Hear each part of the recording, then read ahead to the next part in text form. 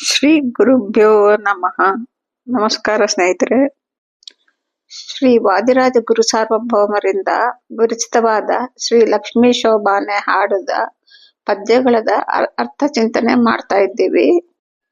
ಕಳೆದ 3 ವಿಡಿಯೋಗಳಲ್ಲಿ ನಾವು ಲಕ್ಷ್ಮೀ ಶೋಭಾನದ 10 ನುಡಿಗಳದ ಅರ್ಥ ಚಿಂತನೆ ಮಾಡಿದ್ದೀವಿ. ಇವತ್ತು 11ರಿಂದ 15 ನುಡಿಗಳ ಅರ್ಥ ಚಿಂತನೆಯನ್ನು ಮಾಡೋಣ. ಕ್ಷೀರಸಾಗರ ಮದನದಲ್ಲಿ ಬಂದಿರುವ ಲಕ್ಷ್ಮೀ ದೇವಿಯ ಅಲಂಕಾರ ಬಗ್ಗೆ ಶ್ರೀ ವಾದಿರಾಜರು ವರ್ಣಿಸ್ತಾ ಇದ್ದಾರೆ. ದೇವಿ ಹೇಗ್ ಬಂದಿದ್ದಾರೆ ಅಂತಂದ್ರೆ ಮಾಂಗಲ್ಯದಿಂದ ಬಂದಿದ್ದಾರೆ ಅಂತ ಹೇಳ್ತಾರೆ. ಅಂದ್ರೆ ದೇವಿಗೆ ಆಲ್ರೆಡಿ ನಾರಾಯಣ ಜೊತೆಲಿ ಮದುವೆ ಆಗಿದೆ. ಅವರು ಲಕ್ಷ್ಮೀ ದೇವಿ ಯಾವತ್ತೂ ಕನ್ಯಾ ಅಲ್ಲ. ಆದಿ ಕಾಲದಿಂದಾನು ಅವರಿಬ್ರು ದಂಪತಿಗಳು, ಲಕ್ಷ್ಮೀ ನಾರಾಯಣರು. ಅಂತ ಲಕ್ಷ್ಮೀ ದೇವಿ ಸಾಗರದಿಂದ ಮಾಂಗಲ್ಯದಿಂದ ಬಂದಿದ್ದಾರೆ. ಪಟ್ಟು ಸೀರೆ ಉಟ್ಕೊಂಡಿದ್ದಾರೆ. ಮತ್ತೆ ಅನೇಕ ಚಿನ್ನದ ವಜ್ರದ ಆಭರಣಗಳನ್ನ ಹಾಕೊಂಡಿದ್ದಾರೆ. ಕಸ್ತೂರಿ ತಿಲಕವನ್ನು ಇಟ್ಕೊಂಡಿದ್ದಾರೆ. ಗೆಜ್ಜೆ ಹಾಕೊಂಡಿದ್ದಾರೆ. ಈ ತರ ಎಲ್ಲ ಮೇಲಿಂದಾನು ಲಕ್ಷ್ಮೀ ದೇವಿದ ಅಲಂಕಾರದ ಬಗ್ಗೆ ಹೇಳ್ತಾ ಬರ್ತಾ ಇದ್ದಾರೆ ವಾದಿರಾಜರು ತುಂಬಾ ಸುಂದರವಾಗಿ. ಅಂತ ಲಕ್ಷ್ಮೀ ದೇವಿ 2 ಕೈಗಳಲ್ಲೂ ಕಮಲವನ್ನು ಇಟ್ಕೊಂಡಿದ್ದಾರೆ. ಮತ್ತೆ ಒಂದು ಕೈಯಲ್ಲಿ ಅಭಯ ಮುದ್ರೆ, ಒಂದು ಕೈಯಲ್ಲಿ ವರಮುದ್ರೆಯನ್ನು ಹಿಡಿದಿದ್ದಾಳೆ. 11ನೇ ನುಡಿಯಲ್ಲಿ ವಾದಿರಾಜರು ಲಕ್ಷ್ಮೀ ದೇವಿಯ ಕಿರೀಟದ ಬಗ್ಗೆ ಹೇಳ್ತಾ ಇದ್ದಾರೆ. ಆ ಕಿರೀಟ ಹೇಗಿದೆ ಅಂತಂದ್ರೆ ಎಲ್ಲ ನವರತ್ನ ಖಚಿತವಾದ ಮತ್ತು ವಜ್ರ ವೈಡೂರ್ಯಗಳಿಂದ ತುಂಬಿದೆ. ಅಂದ್ರೆ ಸಂಪತ್ತಿಗೆ ಅಧಿದೇವತೆ ಲಕ್ಷ್ಮೀ ದೇವಿ. ಅದಲ್ಲದೆ ಹಾಲಿನ ಸಮುದ್ರದಲ್ಲಿರೋ ಸಮುದ್ರನ ಮಗಳು. ಆ ತರ ಎಲ್ಲ ರತ್ನ ಮಾಣಿಕ್ಯಗಳು ವಜ್ರ ವೈಡೂರ್ಯಗಳು ಏನಾದ್ರೂ ನಮ್ಗೆ ಸಮುದ್ರದಿಂದಾನೇ ಸಿಗೋದು. ಸೊ ಹಾಗಾಗಿ ಆ ತಾಯಿಗೆ ಯಾವ್ದು ಕಡಿಮೆ ಇಲ್ಲ. ಹಾಗಾಗಿ ಆ ಕಿರೀಟ ಅನ್ನೋದು ಅಷ್ಟು ಚೆನ್ನಾಗಿದಂತೆ, ಅಷ್ಟು ವಜ್ರ ವೈಡೂರ್ಯಗಳಿಂದ ಕೂಡಿ. ಆ ಕಿರೀಟದ ಕೆಳಗ ಭಾಗದಲ್ಲಿ ಮುತ್ತುಗಳು ನೇತಾಡ್ತಾ ಇದಂತೆ. ಅದು ಹೇಗಿದೆ ಅಂದ್ರೆ ಅಕ್ಷತೆ ಬೀಳ್ತಾ ಇದೆಯಾ ಮೇಲಿಂದ ಅನ್ನೋ ಹಾಗಿದಂತೆ. ಕರೆಕ್ಟಾಗಿ ಕಸ್ತೂರಿ ತಿಲಕ ಇಟ್ಟಿದ್ದಾಳೆ ಲಕ್ಷ್ಮೀ ದೇವಿ, ಅದ್ರ ಮೇಲಿಂದ ಇದಂತೆ. ಇಂಥ ಒಂದು ಕಿರೀಟವನ್ನಿಟ್ಟಿರೋ ಮಹಾಲಕ್ಷ್ಮೀ ದೇವಿ ನಮ್ಮ ಭಕ್ತ ಜನರನ್ನ ಸಲಹಲಿ ಅಂತ ಇದ್ದಾರೆ ಇಲ್ಲಿ ವಾದಿರಾಜರು. ಭಕ್ತ ಜನರು ಅಂದ್ರೆ ವಾದಿರಾಜರು ಲಕ್ಷ್ಮೀ ದೇವಿಯ ಭಕ್ತರ ಬಗ್ಗೆ ಹೇಳ್ತಾ ಇಲ್ಲ, ನಾರಾಯಣನ ಭಕ್ತರ ಬಗ್ಗೆ ಹೇಳ್ತಾ ಇದ್ದಾರೆ. ಯಾಕೆ ಅಂದ್ರೆ ಲಕ್ಷ್ಮೀ ದೇವಿ ಯಾವತ್ತು ತನ್ನ ಭಕ್ತರು ಬರೀ ತನ್ನನ್ನೇ ಪೂಜೆ ಮಾಡಿದ್ರೆ ಆ ತಾಯಿ ಒಪ್ಪೋದಿಲ್ಲ. ತನ್ನ ಗಂಡನಾದ ನಾರಾಯಣನ ಬಗ್ಗೆ ಮಾತ್ರ ಮಾಡಿದ್ರೆ ಮಾತ್ರನೇ ಇಷ್ಟ ಪಡೋದು. ಹಾಗಾಗಿ ಯಾರು ನಾರಾಯಣ ಭಕ್ತರಿದ್ದಾರೋ ಅವ್ರನ್ನ ಸಲಹಲಿ ಅಂತ ಈ ವಾದಿರಾಜರು ಹೇಳ್ತಾ ಇದ್ದಾರೆ. ಶ್ರೀ ವಾದಿರಾಜರು 12 ನುಡಿಯಲ್ಲಿ ಲಕ್ಷ್ಮೀ ದೇವಿಯ ಸಮೃದ್ಧಿಯಾದ ಕೇಶರಾಶಿಯ ಬಗ್ಗೆ ಹೇಳ್ತಾ ಇದ್ದಾರೆ. ಹಾಗೆ ಆ ತಾಯಿ ಇಟ್ಕೊಂಡಿರೋ ಹೂಗಳ ಬಗ್ಗೆ ಹೇಳ್ತಾ ಇದ್ದಾರೆ. ಏನು ಅಂದ್ರೆ ಲಕ್ಷ್ಮೀ ದೇವಿಗೆ ಎಷ್ಟು ಸಮೃದ್ಧಿಯಾಗಿರುವ ಕೇಶರಾಶಿ ಇದೆ ಅಂದ್ರೆ ನಾವೆಲ್ಲರೂ ಬರೀ ಒಂದು ಜಡೆ ಕೂಡ ಸರಿಯಾಗಿ ನಮ್ಗೆ ಬರಲ್ಲ ಅಂತ. ಅದು ಆ ತಾಯಿದು 4 ಜಡೆ ಹಾಕಿರ್ತಾರಂತೆ, ಹೆಣೆದುಕೊಂಡಿರ್ತಾರಂತೆ. ಆ 4 ಜಡೆಗಳನ್ನು ಸೇರಿ ಒಂದು ತುರುಬು ಕಟ್ಕೊಂಡಿರ್ತಾರಂತೆ. ಆಮೇಲೆ ಈ ಹೂವುಗಳನ್ನೆಲ್ಲ ಮಾಲೆಗಳ ತರ ಮಾಡ್ಕೊಂಡು ಆ ಜಡೆನಲ್ಲಿ ತುರುಬುನಲ್ಲಿ ಇಟ್ಕೊಂಡಿರ್ತಾರಂತೆ. ಯಾವ್ಯಾವ ಮಾಲೆಗಳನ್ನ ಇಟ್ಕೊಂಡಿರ್ತಾರೆ ಅಂತಂದ್ರೆ ಮಲ್ಲಿಗೆ, ಜಾಜಿ, ಮಂದಾರ ಇವೆಲ್ಲ ಅದ್ರದ್ದು ಮಾಲೆಗಳನ್ನ ಕಟ್ಕೊಂಡು ಆ ತುರುಬಲ್ಲಿ ಇಟ್ಕೊಂಡಿರ್ತಾರಂತೆ. ಈ ಮಂದಾರ, ಜಾಜಿ, ಮಲ್ಲಿಗೆ ಇವೆಲ್ಲ ನಮ್ಗೆ ಸಿಗೋದ ಹೂವುಗಳಲ್ಲ, ಇಲ್ಲಿ ಸಿಗೋ ಹೂವುಗಳಲ್ಲ. ಅವು ಸ್ವರ್ಗಲೋಕದಲ್ಲಿ ಸಿಗೋ ಹೂವುಗಳು. ಅವು ಯಾವತ್ತಿಗೂ ಬಾಡೋದಿಲ್ಲ. ಅಂತ ಹೂವುಗಳನ್ನ ಲಕ್ಷ್ಮೀ ದೇವಿ ಇಟ್ಕೊಂಡಿರ್ತಾರೆ. ಇಲ್ಲಿ ಶ್ರೀ ವಾದಿರಾಜರು ಲಕ್ಷ್ಮೀ ದೇವಿ ಬಗ್ಗೆ ಹೇಳ್ತಾ ಕುಂದನ ವರ್ಣದ ಕೋಮಲೆ ಅಂತ ಅಂತಾರೆ. ಅಂದ್ರೆ ಏನು, ಬಂಗಾರದ ಬಣ್ಣದಲ್ಲಿ ಇದ್ದಾರಂತ ಲಕ್ಷ್ಮೀ ದೇವಿ. ಅಂದ್ರೆ ಎಷ್ಟು ಚೆನ್ನ, ಬಂಗಾರದ ಬಣ್ಣ ಅಂದ್ರೇನೆ ತುಂಬಾ ಚೆನ್ನಾಗಿರತ್ತೆ ಅಂತ ನಮ್ಗೆಲ್ಲರಿಗೂ ಗೊತ್ತು. ನೋಡಿ, ಲಕ್ಷ್ಮೀ ದೇವಿ ಬಂಗಾರದ ಬಣ್ಣ, ನಾರಾಯಣ ಕಪ್ಪು ಬಣ್ಣ. ಆದ್ರೂ ಅವರಿಬ್ಬರಲ್ಲಿ ಏನು ಬಣ್ಣದ ಬಗ್ಗೆ ಏನು ಅಟ್ರಾಕ್ಷನ್ ಇರೋದು ಇಲ್ದೇ ಇರೋದು ಅನ್ನೋದಿರಲ್ಲ. ನಾರಾಯಣ ಕಪ್ಪು ಬಣ್ಣದಲ್ಲಿದ್ರು ತುಂಬಾನೇ ಆಕರ್ಷಣೀಯವಾಗಿ, ಸುಂದರವಾಗಿ, ತುಂಬಾ ಮನೋಹರವಾಗಿರ್ತಾರೆ. ಹಾಗೆ ಲಕ್ಷ್ಮೀ ದೇವಿನೂ ಬಂಗಾರದ ಬಣ್ಣನಲ್ಲಿ ಹೊಳಿತಾ ತುಂಬಾ ಸುಂದರವಾಗಿ, ತುಂಬಾನೇ ಮನೋಹರವಾಗಿ ಚಂದಗ ಮುದ್ದು ಗೊಂಬೆ ತರ ಇರ್ತಾರೆ. ಅಂತ ಮಹಾಲಕ್ಷ್ಮೀ ದೇವಿ ವಧುವರರನ್ನು ಕೃಪೆಯಿಂದ ಸಲಹಲಿ ಅಂತ ಕೇಳ್ತಾ ಇದ್ದಾರೆ ಶ್ರೀ ವಾದಿರಾಜರು. ಕೃಪೆಯಿಂದ ಅಂದ್ರೆ ಏನು?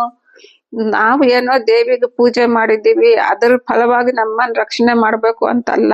ನಾವು ನಮ್ಮನ್ನ ಮಕ್ಕಳಾಗೆ ಕೃಪೆಯಿಂದ, ದಯೆಯಿಂದ ನಮ್ಮನ್ನ ರಕ್ಷಿಸ್ಬೇಕು ಅಂತ ಹೇಳ್ತಾ ಇದ್ದಾರೆ. ಯಾಕೆ ಅಂದ್ರೆ ನೋಡಿ, ಒಂದ್ ತಾಯಿಗೆ ಮಕ್ಕಳೇನು ಮಾಡ್ಬೇಕಾಗಿಲ್ಲ, ಆದ್ರೂ ಆ ತಾಯಿ ಆ ಮಕ್ಕಳನ್ನ ಕಾಪಾಡ್ಕೊಂಡು ಬರ್ತಾಳೆ. ಹಾಗೆ ಆ ಲಕ್ಷ್ಮೀ ದೇವಿನು ನಮ್ಮನ್ನ ವಧುವರರನ್ನ ಕಾಪಾಡಲಿ ಅಂತ ಲಕ್ಷ್ಮೀ ದೇವಿಗೆ ಪ್ರಾರ್ಥನೆ ಮಾಡ್ತಾ ಇದ್ದಾರೆ.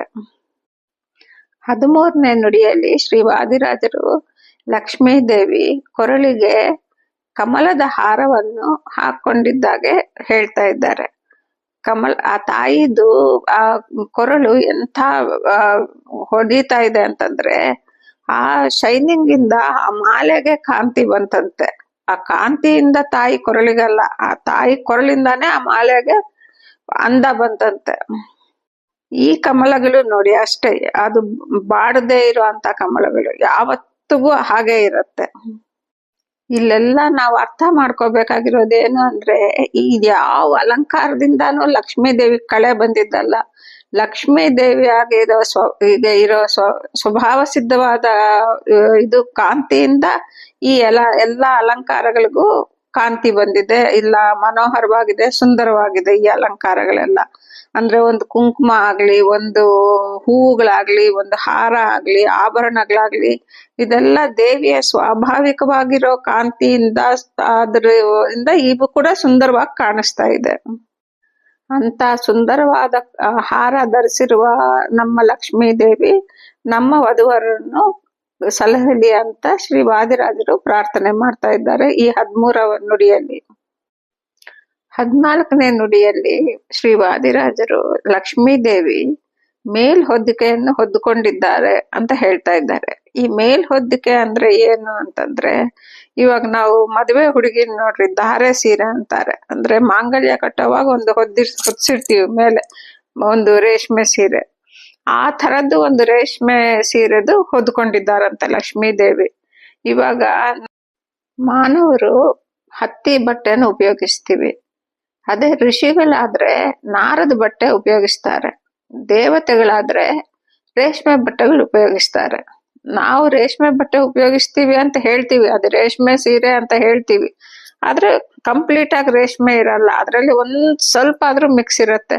ದೇವತೆಗಳದ್ದು ಹಾಗಿಲ್ಲ, ರೇಷ್ಮೆ ಸೀರೆ ಅಂದ್ರೆ ಪ್ಯೂರ್, ಅದ್ರಲ್ಲಿ ಒಂಚೂರು ಆ ಕಡೆ ಈ ಕಡೆ ಅಂತಹ ಪ್ಯೂರ್ದು ರೇಷ್ಮೆ ಸೀರೆ ಇರತ್ತೆ. ಸೊ ಅದು ಡಿಫ್ರೆನ್ಸ್ ಈ ನಮ್ದು ಋಷಿಗಳಿಗೆ, ದೇವತೆಗಳಿಗೆ. ಅಂತ ಒಂದು ಸೀರೆ ಲಕ್ಷ್ಮೀ ದೇವಿ ಹೊದ್ಕೊಂಡಿದ್ದಾರೆ ಮೇಲೆ ಹೊದ್ದಿಕೆಯಾಗೆ.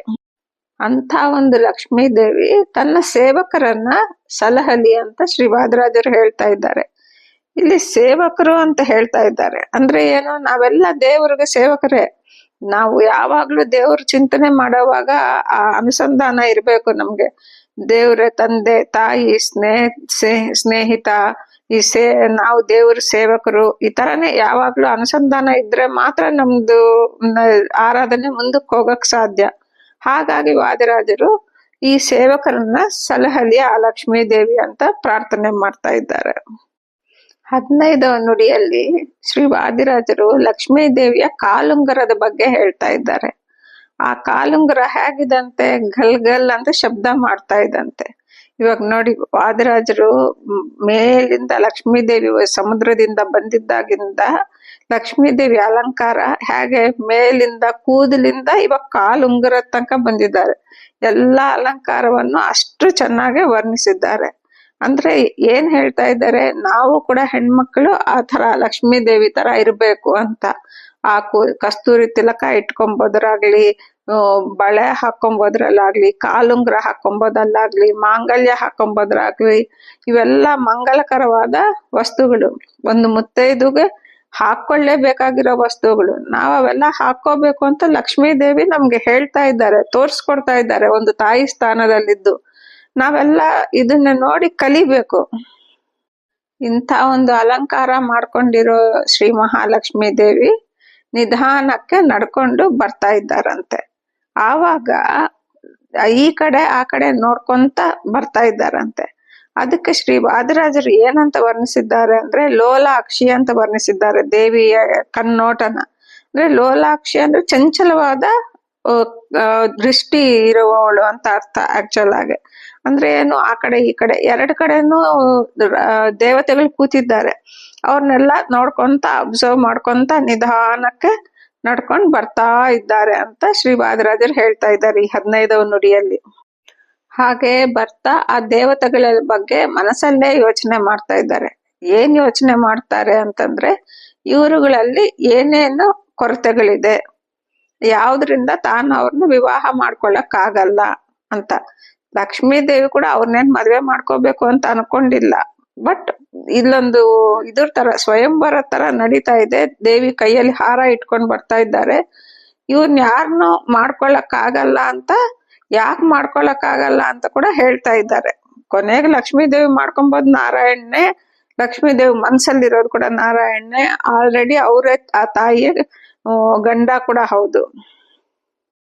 ಹಾಗೆ ಈ ದೇವತೆಗಳು ಕೂಡ ಯಾವತ್ತೂ ಲಕ್ಷ್ಮೀ ದೇವಿನ ಮದುವೆ ಮಾಡ್ಕೋಬೇಕು ಅಂತ ಅನ್ಕೊಂಡು ಇಲ್ಲ, ಅನ್ಕೊಂಬೋದು ಇಲ್ಲ. ಅವ್ರ ತಾಯಿ ಸ್ಥಾನದಲ್ಲಿ ಇಟ್ಟಿರ್ತಾರ ಲಕ್ಷ್ಮೀ ದೇವಿನ.